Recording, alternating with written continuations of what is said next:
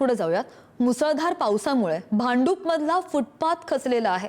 भांडूप पश्चिम भागातील village road जवळची घटना आहे आणि खचलेल्या फुटपाथमध्ये 2 दुचाकी सुद्धा खाली पडलेल्या आहेत. घटनास्थळी महापालिका अधिकारी दाखल झाले.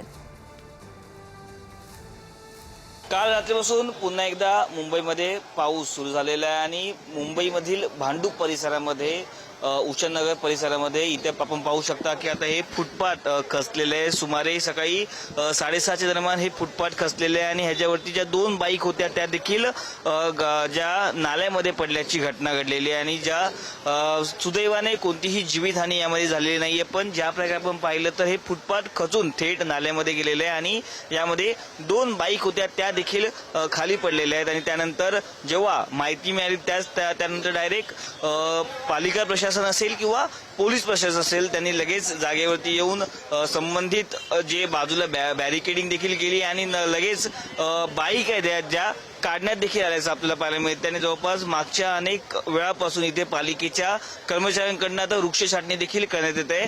आपण जर पाहिलं तर सुमारे सकाळी 7:30च्या दरम्यान ही घटना घडली. अचानक फुटपाथ पडल्यामुळे आता पालिका प्रशासन देखील बघतंय की कशामुळे पडलं आणि या संदर्भात देखील आता अनेक जे पालिकेचे जे कर्मचारी हे देखील आता चौकशी करत असल्याचं पाहायला मिळते. त्यामुळे मुंबईमध्ये अशा घटना आता सारख्याच होत आहेत. त्यामुळे आता पालिकेने देखील आता सगळीकडे लक्ष देण्यास सुरुवात केलेली आहे. कॅमेरा पर्सन मनोज, मी पद्मेश पवार.